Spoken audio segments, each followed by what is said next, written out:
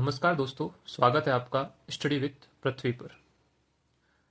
दोस्तों, आज हम एलसीएम लिस्ट कॉमन मल्टीपल लघुत्तम समापवर्त्य के बारे में पढ़ेंगे। इस टॉपिक में लिस्ट कॉमन मल्टीपल किसे कहते हैं वो मैं आपको समझाऊंगा।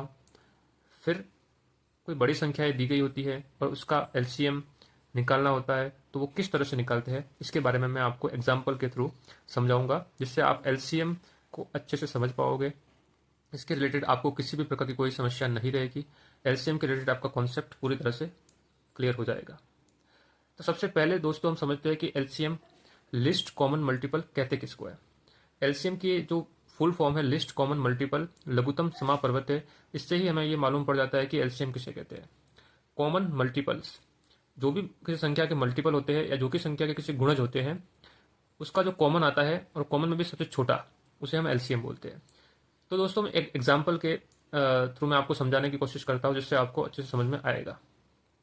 जैसे कि कोई दो संख्या दी गई है, जैसे कि संख्या दी गई है 4 और 5 का एलसीएम निकालिए, ये हमारा क्वेश्चन है।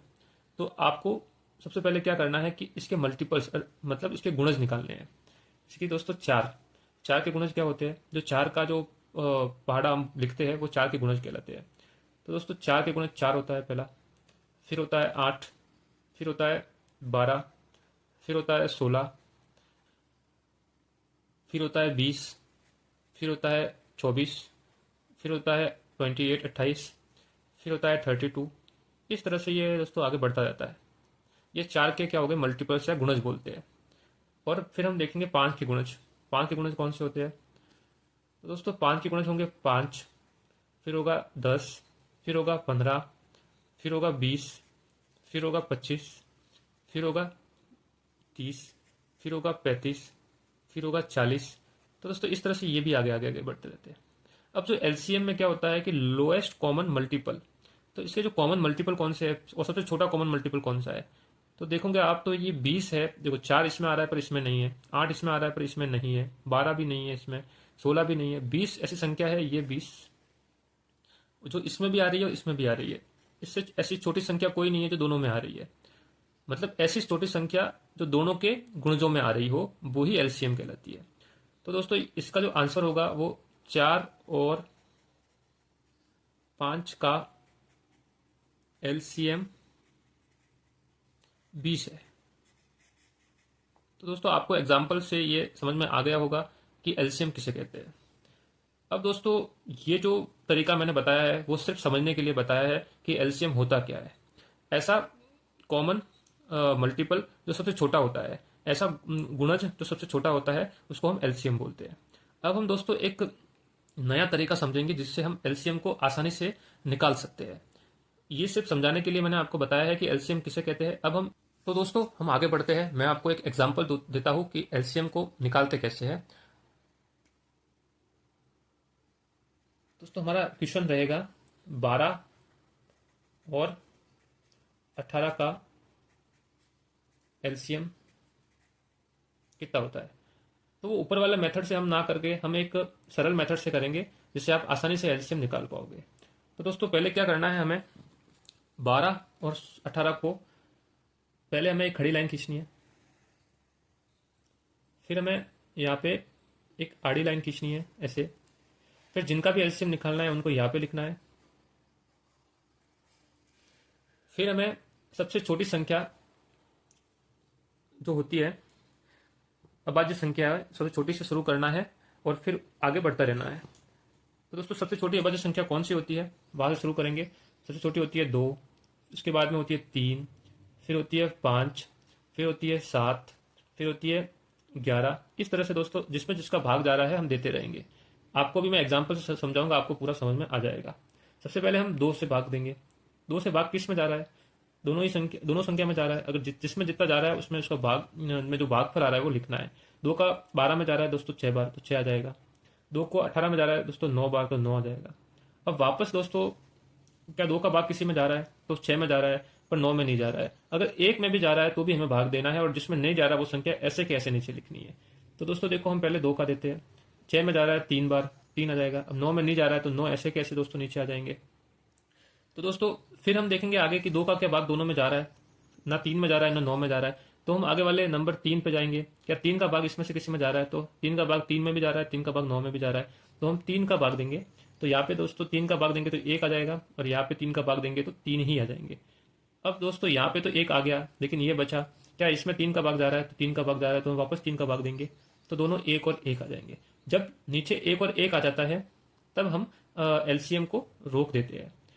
अब हम क्या करेंगे, इसका एलसीएम निकालने के लिए हम क्या करेंगे, जो हमने भाग दिए हैं उनका मल्टीपल करेंगे, गुणा करेंगे। 2 है, वापस 2 आ जाएगा, 3 आ जाएगा और 3 आ जाएगा। तो इसका जो मल्टीपल होगा वो 2 इंटू 2 4, 4 इंटू 3 12, 12 इंटू 3 36, 36 आ जाएगा। तो दोस्तों यही हमारा आंसर है। 12 और 18 का एलसीएम कितना होगा, 36 होगा दोस्तों। ये इसका निकालने का तरीका मैंने आपको समझाया, आपको अच्छे से समझ में आ गया होगा।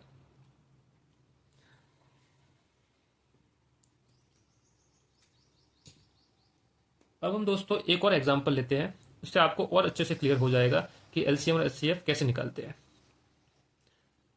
तो लीजिए दोस्तों एक और एग्जांपल आपके सामने है। 20, 25 और 30 का एलसीएम।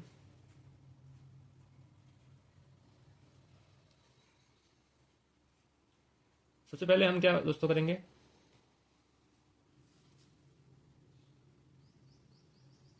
एक खड़ी लाइन खींचेंगे, फिर यहाँ पे हम एक आड़ी लाइन खींचेंगे, फिर यहाँ पे हम 20 लिखेंगे, यहाँ पे 25 लिखेंगे और यहाँ पे 30 लिखेंगे।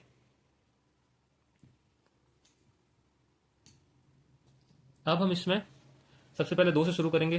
क्या 2 का भाग जा रहा है, 2 का भाग इसमें जा रहा है, 20 में जा रहा है, 25 में नहीं जा रहा है, 30 में भी जा रहा है। जिसमें जा रहा है उसमें देंगे, जो नहीं जा रहा है वो वैसे के वैसे नीचे लिख देंगे। तो इसमें 10 बार जाएगा दोस्तों, इसमें जाएगा, नहीं जाएगा तो वो संख्या ऐसी की ऐसी आ जाएगी।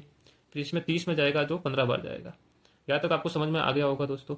अब आगे हम वापस देखेंगे कि क्या 2 का भाग वापस जा रहा है, तो दोस्तों 10 में जा रहा है, 25 में नहीं जा रहा है, 15 में भी नहीं जा रहा है, तो जिसमें भी जा रहा है उसमें देंगे। तो यहाँ दोस्तों 5 आ जाएगा, या 25 ही आएगा और यहाँ पे 15 ही आएगा।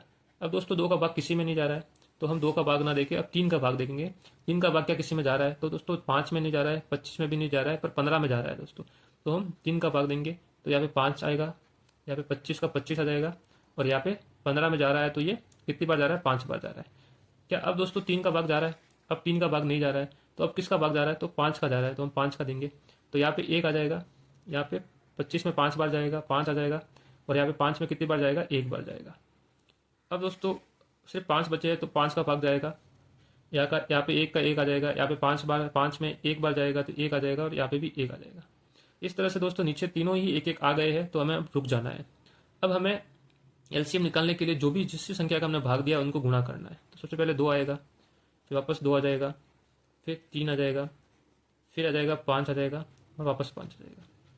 अब इसका हम गुणा करेंगे, तो 2 इंटू 2 4 होता है, 4 इंटू 3 12 होता है, 12 इंटू 5 12 इंटू 5 होता है 60, 60 इंटू 5 कितना होता है, 300।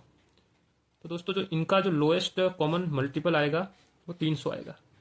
तो आपको अगर पूछे कि 20 का, 25 का और 30 का एलसीएम कितना है, तो आप ऐसे लिख के उनको इस तरह से सॉल्व करोगे, और जो भी भाग जिसका ही आपने भाग दिया है उनको गुणा करोगे, तो जो आएगा वही इसका एलसीएम होगा। ठीक है दोस्तों, आपको मैं आशा करता हूँ कि एलसीएम टॉपिक आपको अच्छे से समझ में आ गया होगा। अगर आपको इससे रिलेटेड कोई डाउट है तो कृपया कमेंट कीजिए। अगर आपको वीडियो अच्छा लगा हो तो वीडियो को लाइक और शेयर कीजिए। अगर आप हमारे चैनल पर नए हो तो चैनल को सब्सक्राइब कीजिए। धन्यवाद।